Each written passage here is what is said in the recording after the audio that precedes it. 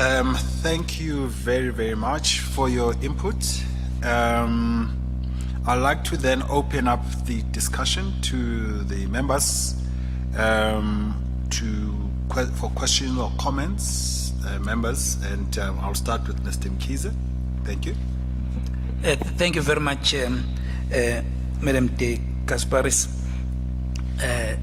We really appreciate the faith communities to feature in these public hearings because they assist in terms of preaching. I really do not have a specific question from my side, but just to applaud you for bridging this divide. As you have said, that higher prices ultimately they become also a bigger discrimination, noting how an unequal society we are. So thank you very much. Thank you, Mr. Mkhize. The colleagues on the call, any comments, questions on your side? I know it's late in the afternoon. By the way, Eskom, if you could just prepare for your response. I know it's late in the afternoon. Any further comments from your side? Okay, doesn't look like it. I don't know if you want to have any closing remarks, ma'am. I don't have any comments myself. Anything to close by?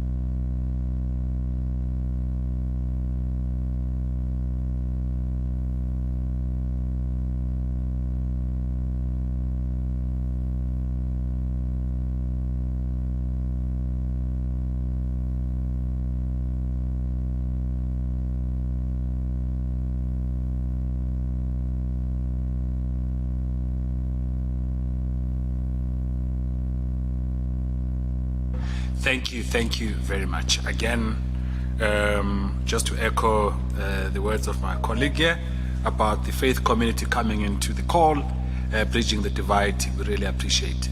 Thank you. All right, now we're coming to the end. We are right almost at the end, so we, as indicated, we are going to afford Eskom a further 15 minutes just for them to respond to any, if they've got any quick comebacks on any of these by stakeholders, and then we will close. Over to you, Mr. Caleb Kasim.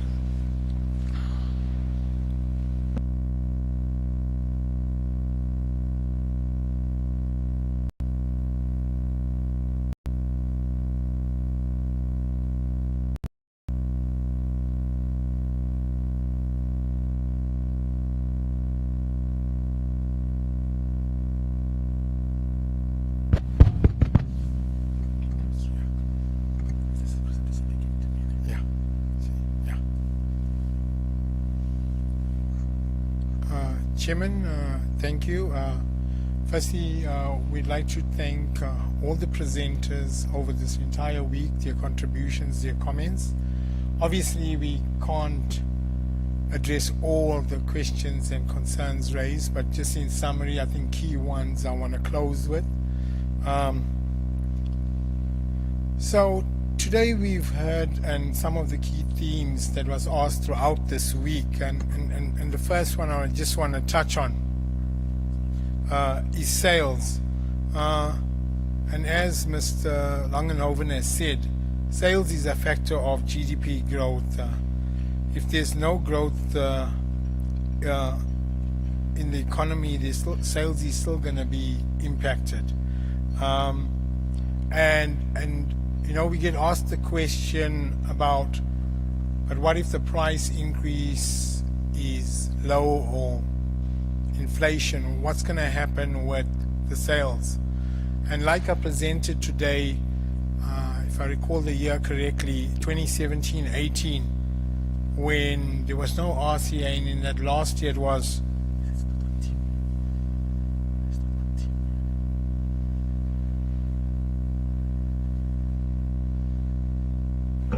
Sorry, it wasn't showing on Teams.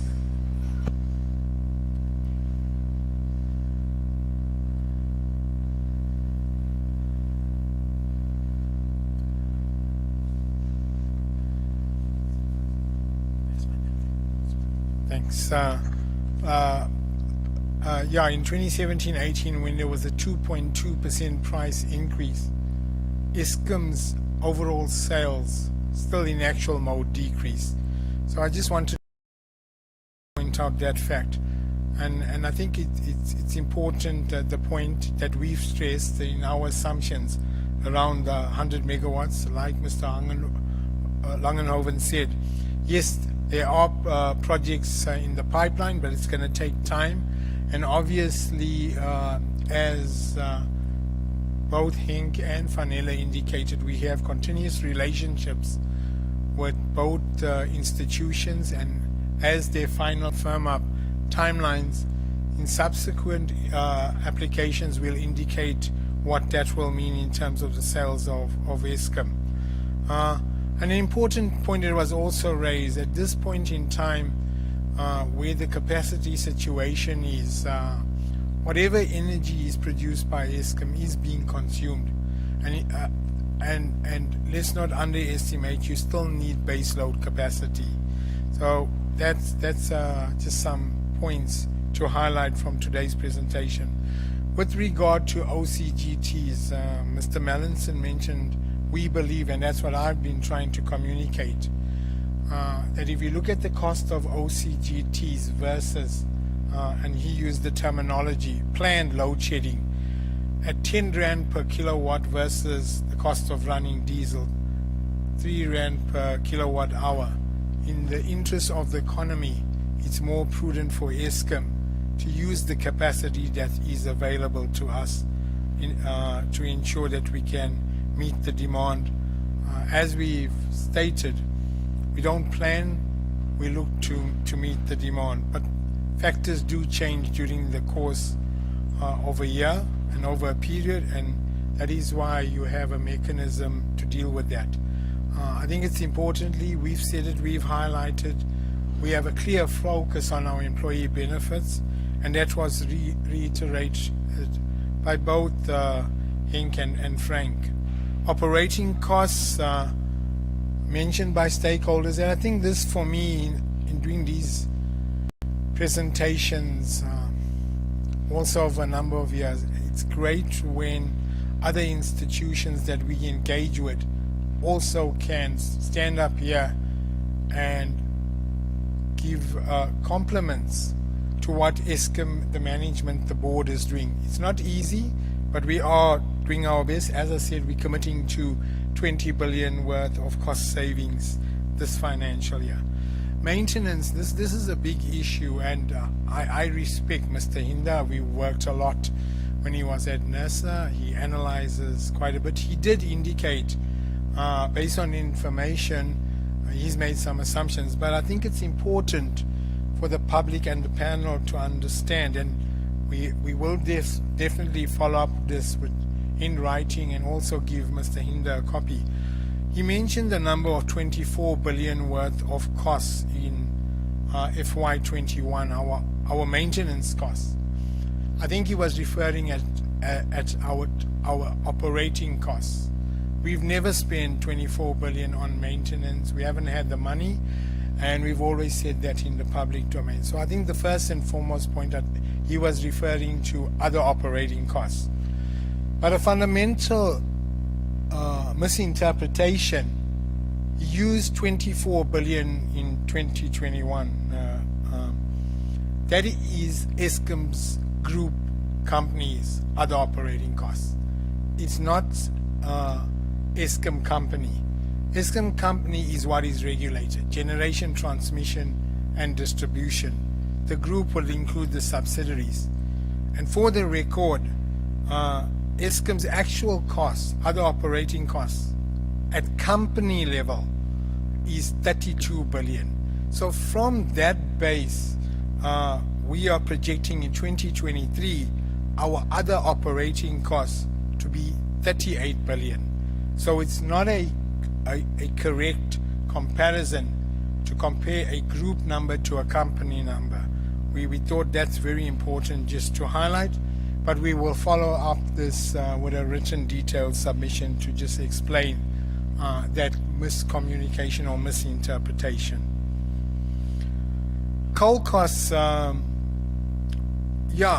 again, I'd like to thank Mr. Langenhoven for stating that if you look at where coal prices are now and they're trebling, because of the contracts that we entered into and are currently basically drawing down from them, the consumer is seeing a benefit of those coal prices in our application. Otherwise, it would have been far higher. But we also know these commodities have cycles, and in some periods you're going to win, and some periods you're going to lose. Again, Mr. Inder made some comments around, I think, 8 billion of coal that could be saved. I think if you take it into account and where we are, as I said, you got to look at the contracts that we've entered into. Were they prudent at that point in time? And I think also, let's not forget, from 2021 to 2023, we all know the EAF has come down. There's different factors that get taken into account, different merit orders. You can't take a straight line and just say on that basis there's a savings or overstatement of Eskom's coal costs. But through this process and engagement with the regulator in the follow-ups and the clarities, we hope that we can justify that. In terms of indications of what stakeholders have said that Eskom should be awarded, many stakeholders have pronounced or suggested inflation, but Mr. Monde from EIUG said CPI plus anything plus 2 to 4% for Eskom's costs, and then you would obviously on top of that add the pass-through of IPPs. That could give you anything between 8 to 10% for Eskom's costs, which is effectively quite close aligned to our application. RCA's concern around the implementation, yes, that's a valid point, but it's a function of also timing and when decisions are made. I think there must be an appreciation that these costs are incurred in a year. It takes a period of time before a decision is made, and then it's still phased in. And then there's a timing issue that also needs to be taken into account. And like I presented today, the only one that we believe can be added to Eskom's application is the 3.4 billion, or how NERSA intends to phase that in. Carbon taxes, I just want to confirm that we have provided a detailed calculation of the carbon tax, and correct, yes, and I did mention that we see the rebates that we were getting in this current year, it then falls away effectively, then Eskom starting to become liable for carbon taxes, and as indicated in the application for the future years, that then grows to 10 billion rand. But we will again provide detailed calculation, and I will furnish Mr. Inder with a copy as well. IPPs, the risk mitigation that he mentioned, that removal of 18 billion, that is effectively aligned to the key assumption that has changed. So we're very aligned with what was put as a recommendation. We said the overall net impact is a reduction in IPPs of 17 billion. We're not far out from that, so that is valid.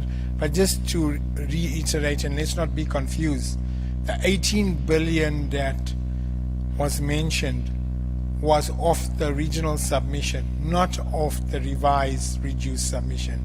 You cannot go on the revised submission and then deduct a further 18 billion.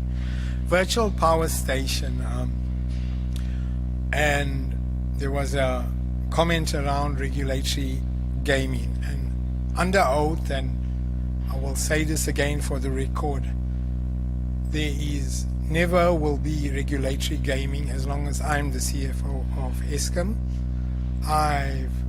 People know my values, and I pass that on to to my team and the organization, if there was regulatory gaming, why would we then in our application, in a public document, disclose a line item called virtual power station that actually shows a negative energy? So Chair, on that principle, we have discussed virtual power station with NERSA before, shared it, they've understood and supported it. We will follow up this principle again in writing and explain, and we will also share a copy with Mr. Hinder. But let me reiterate, it will never happen as long as I'm CFO of Eskom. So what does this all mean? And I think many stakeholders have said, is this the end of price increases? And we talked about cost reflective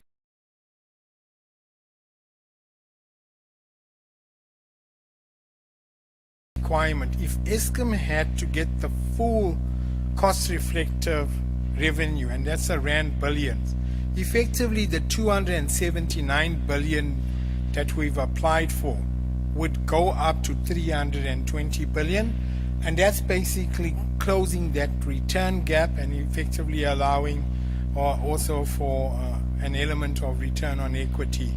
And that EBITDA represents the capital servicing cost, 90 billion. The rest are based on our application. What the percentages showed there is effectively the contribution or the percentage of the total cost reflective revenue. If it's coming from your capital servicing cost, that will be 29%. IPPs will be 18%. This is not the price increase. These are the absolute numbers. So the application that you do have in front of you of 279 billion allowable revenue, and there's the corresponding components.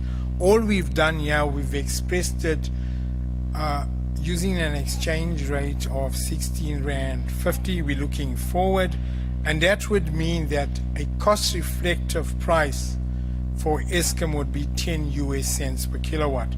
Currently, this application would equate to 8.7 cents per kilowatt hour, which shows a gap of 41 billion Rand.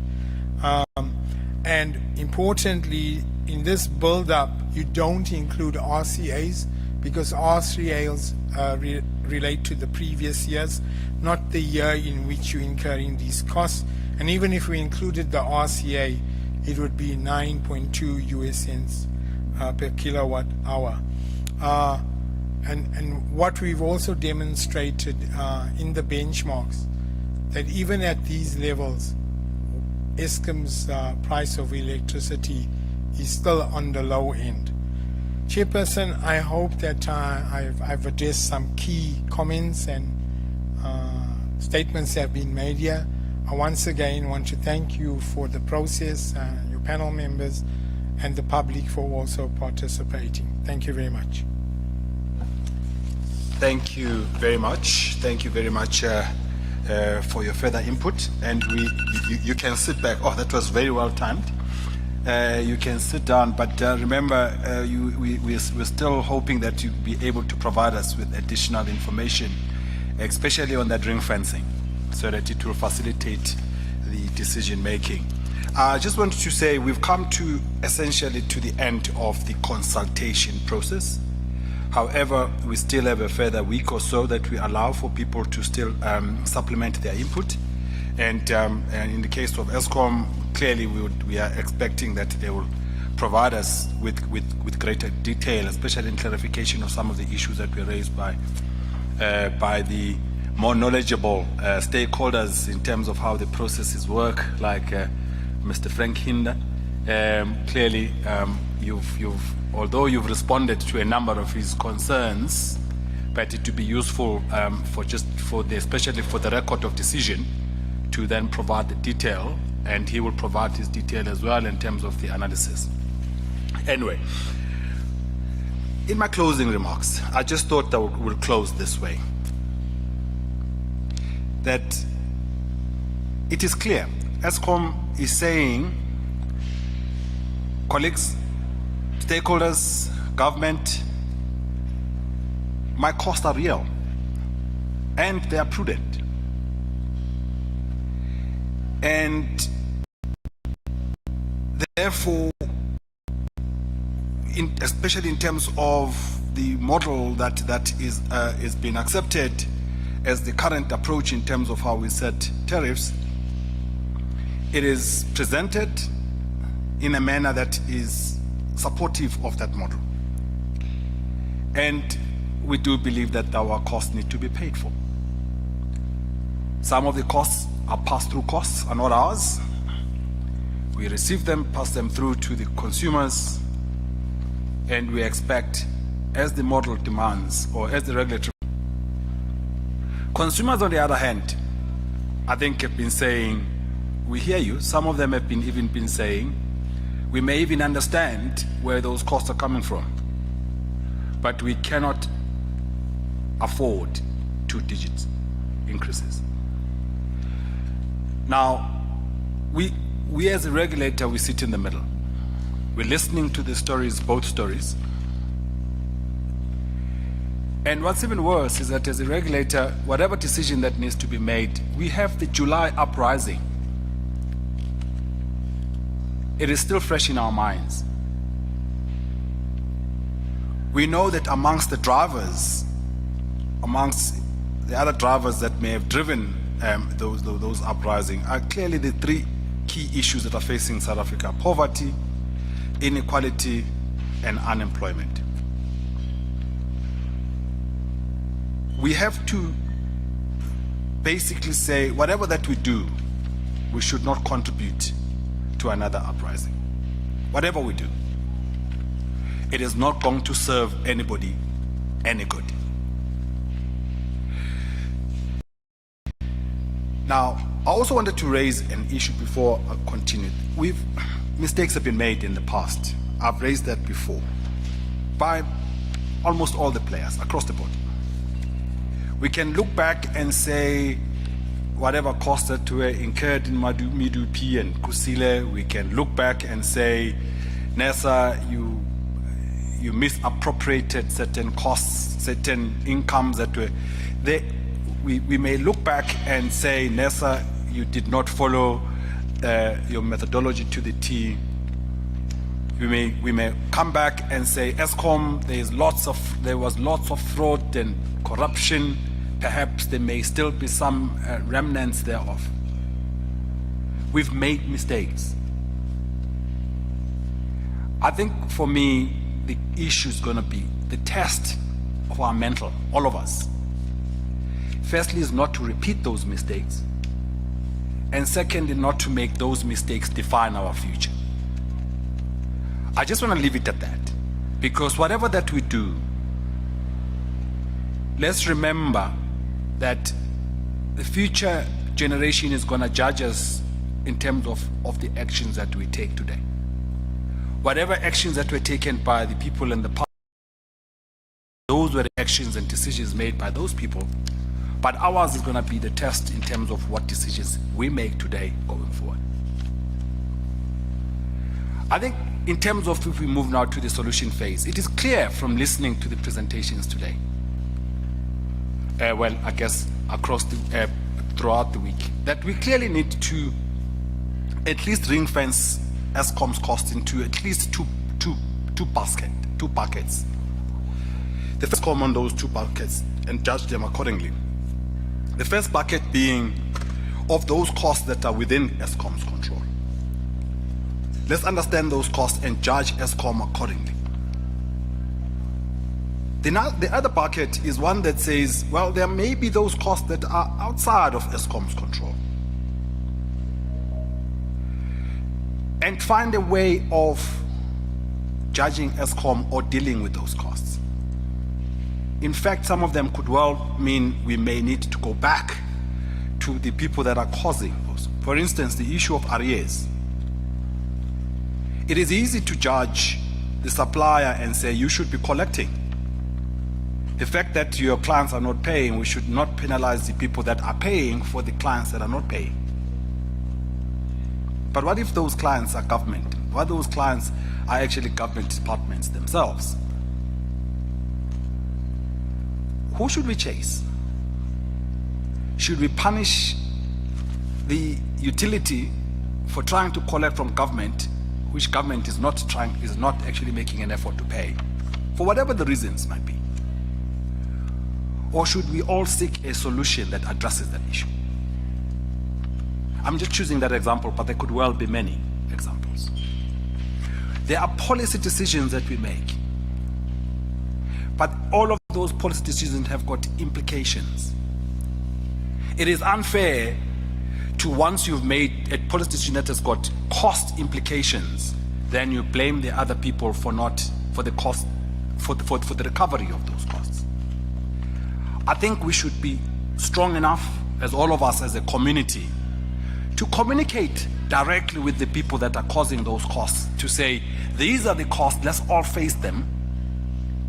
And if those costs are going to result in a 20% increase in the prices, and the subsequent revolt that may result from that cannot be blamed on the party that is facing those costs, who has no obligation but to pass through those costs. We need to be quite clear about that. We need to also be honest, and I kind of feel sometimes that perhaps we are not honest on some of the costs. I have asked, and I'm hoping that the CFO will provide me with these things around this OCGT cost, because honestly, I do believe that there's a miscommunication that's out there. That sometimes it says certain people would want to communicate that we can meet peaking costs, we can meet those costs in the morning when we cook and in the evening when we cook, those peak costs, we can meet them using solar, for instance. I think that's a gross misrepresentation of the capabilities of solar, to the extent that it may lead to people actually begrudging even some of those things. We need to be honest to the people what can and cannot be done. You cannot provide thermal needs at 8 in the evening using the sun when the sun is set. The only way you do that is if you store that energy. Energy storage comes at a cost. So we need to be honest with ourselves and be honest with the people of South Africa as we go forward. And therefore we need to be able to then say how much of those OCGT costs, those diesel costs, are inevitable. And maybe communicate properly to the people to say the only solution to this is by doing ABC. There was a cleric who raised an issue about how we deal with this thermal load. We need to be honest with ourselves, because if we are not, we are misleading South Africans. There is no way you'll address the thermal load at 8 using solar energy. It just is impossible. Sun.